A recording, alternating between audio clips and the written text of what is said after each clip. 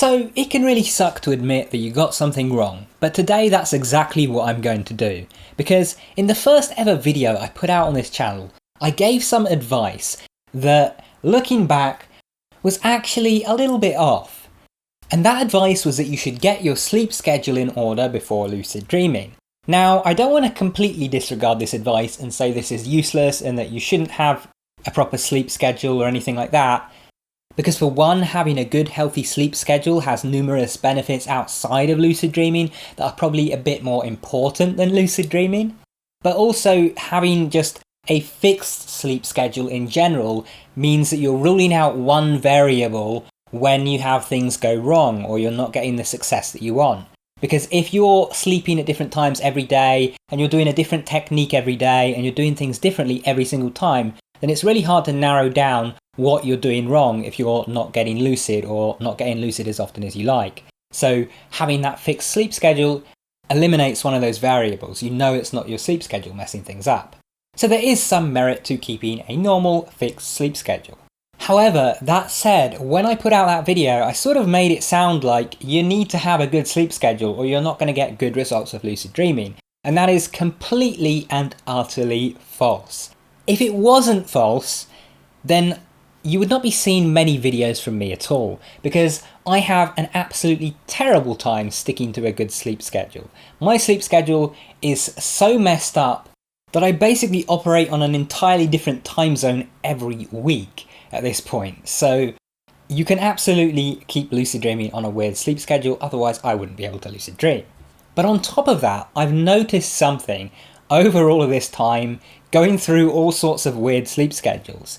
And that is that actually sleep schedules that might not be ideal for, general sleep health and so on, can actually be ideal for lucid dreaming.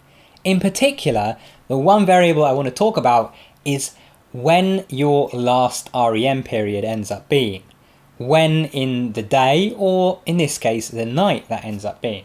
Because when you go to sleep at a normal time, let's say you go to bed at midnight and you'll wake up at 8 AM, chances are when you get that last main REM period where you're waking yourself up at, say, 6 hours into your sleep and then doing a technique, when you get that REM period starting, it's already light outside. And this is something that you might not think much about, but the fact that it's light outside means your brain is producing less melatonin, and that means you're going to have slightly less vivid and intense dreams. So that can affect your chances of actually getting lucid and also affect the clarity of those lucid dreams if you do actually manage to get lucid, and the frequency, because you might actually have more lucid dreams if you have more melatonin going around. So, as you might have guessed, based on this, something that I've observed is that when I'm sleeping at really weird times, like say, sleeping in the afternoon and waking up when it's dark, when it's, the middle of the night, then what I've observed is that I do get more dreams that I remember, more vivid dreams, and more lucid dreams, because that last longest REM period occurs when it's pitch black and when the brain is producing lots of melatonin. And another advantage of this, which is also a disadvantage outside of lucid dreaming, is that when you actually wake up when it's dark outside, your brain is like, it's still nighttime, I need to go back to sleep. So it's really easy to fall back asleep and sleep longer. So you can go for an extra long sleep and have multiple attempts at getting lucid. Now, for some people this might not be a problem during the day, but for people like me that find it hard to fall asleep, this is amazing, because normally I can't, sleep for say 10 hours straight and use that for lucid dreaming if I go to sleep at normal times, because by the time it's light outside and stuff, I'm just not going to be able to fall back asleep once I've been up for a bit.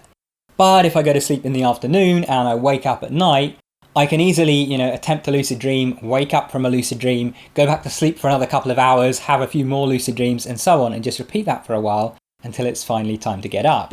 So the reason that I'm making this video is that I'm sure there are some of you watching this who also have messed up sleep schedules. Or maybe you work a night shift, or there's something that just means that your sleep schedule isn't ideal at the moment and you're sleeping during the day, or, going to bed later or earlier than normal. Well, if you are, you can take advantage of this. But what about if you aren't? What about if you have a normal, healthy sleep schedule and you don't want to mess that up and you actually still want to take advantage of this?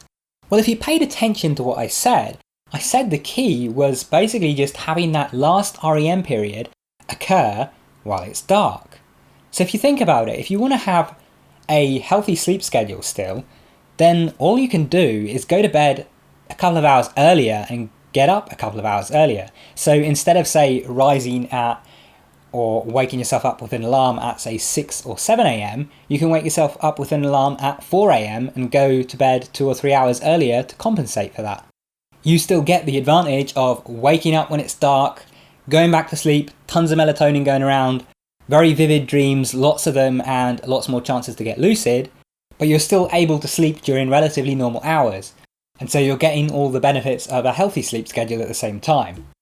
And also remember here that going to sleep late or early isn't the only way to ensure that it's dark when you actually have that last REM period. There is, of course, the other option, or other couple of options, which would be wearing a sleep mask or eye mask, or getting some blackout blinds.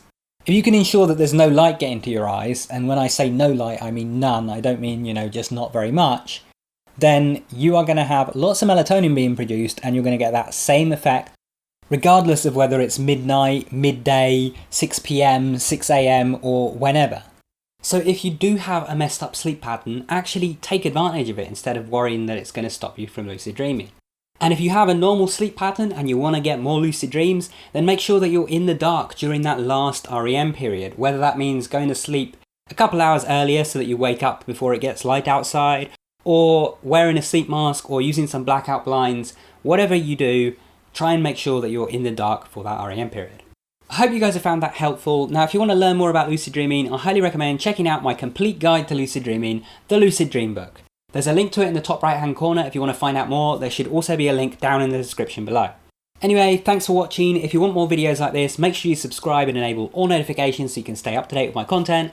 And if you want to keep watching, check out one of those videos on screen, go watch that, and I'll see you there soon. Take care.